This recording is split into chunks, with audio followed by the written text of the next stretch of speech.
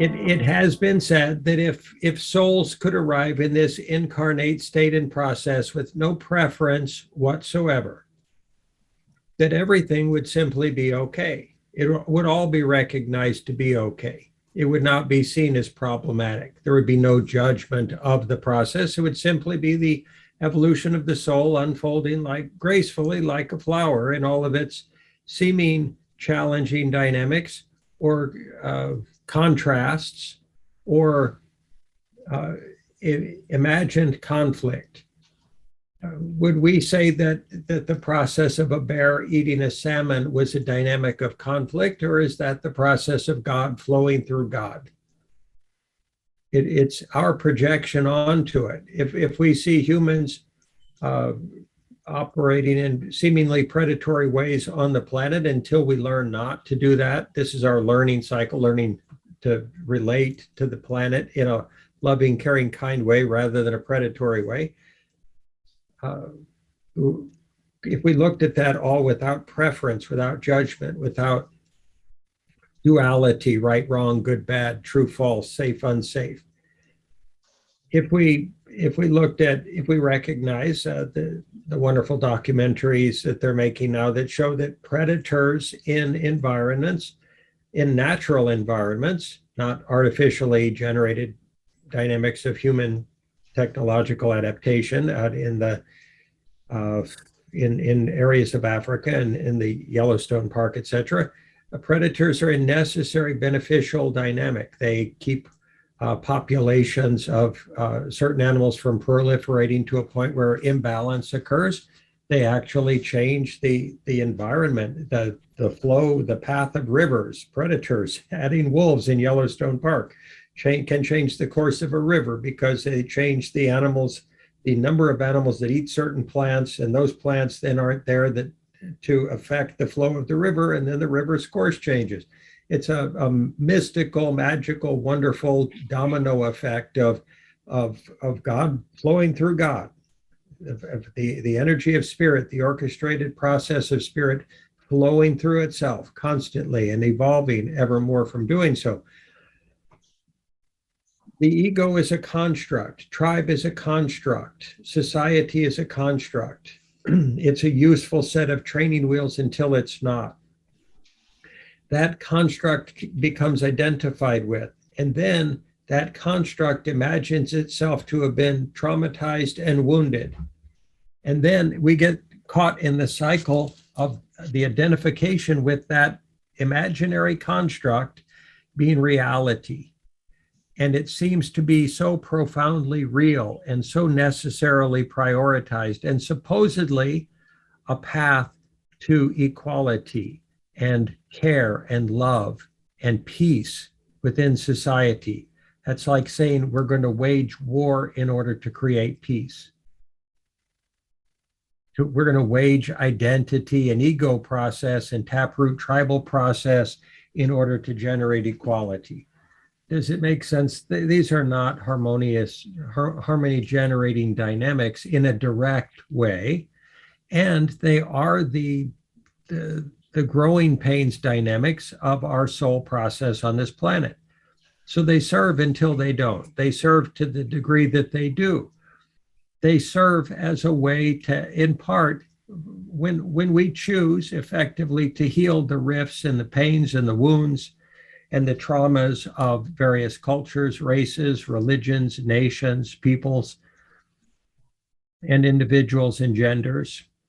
When we choose to heal those, does it make sense that we can recognize that they don't actually exist to be healed?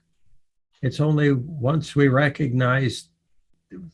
choose to put out the effort and set the intention to love and to heal and to support and to bring kindness and compassion to everything, that we can recognize that we're all equal, we're all the same, we're all one, and we always have been, and we can transcend that illusion of tribe, the illusion of gender, race, creed, color, religion, age group, sexual orientation, right and wrong, good and bad, better than or less than, statusification, stratification of society, class warfare, class hatred and fear and judgment and hierarchy and competition.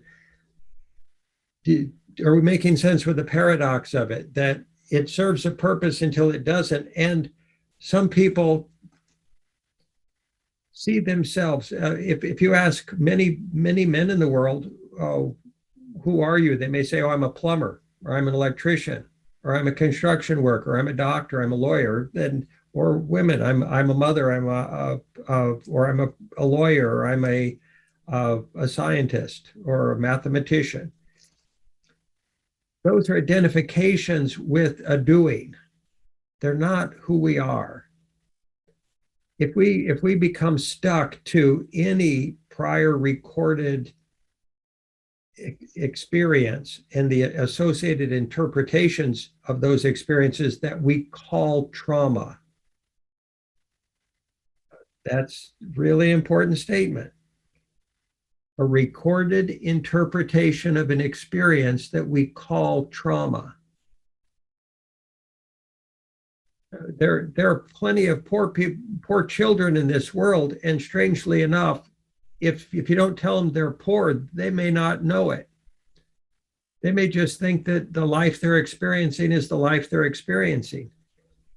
It's only with the imagining of time as we experience it as individuals, memory, and then judging the past and looking upon it with a myopic, judgmental, or critical eye that we see it as wrong, bad, unnecessary, or often traumatic. I have seen people who they've experienced many challenges in their lives, and only when somebody told them down line, oh gosh, I guess you're traumatized by that, right? That sounds horrible. Oh, that must have been incredibly wounding. Only in that moment do they become identified with having been traumatized or wounded. So did the wounding occur in the past, or did it occur in the future when they were told, or it was validated, that that is the supposed correct interpretation of their historical past? We would suggest that consciousness can allow us to dissolve all of the trauma, all of the hurt, all of the wounding, and simply go directly to love and not pass go, so to speak, in monopoly terms. Go directly to equality and respect and care and service to all equally without jumping through any hoops. And that said, out of love, compassion, patience, tolerance, and non-judgmental service, it is incumbent upon us to be there for anyone and everyone that feels and is experiencing themselves to be traumatized, wounded, hurt, victimized, wronged, diminished, with love, kindness, caring, and service and rapport, and not to deny their pain, not to deny their woundedness, not to deny their experience, their interpretation, certainly, and their experience of having been victimized. You see how nuanced a dance this is, and how tailored a process it must be if we truly want to unite all of humanity. The process by which we are united might be circuitous. That doesn't mean that it's not a worthy process. It doesn't mean it's not a process that's worthy of being honored at every step of that dance of unification. So these are challenging things to put into words and into process and into a service orientation as an organization, and it's worth it. It's worth it to everyone. Everyone deserves that quality of effort on our parts and quality of loving intention on our parts.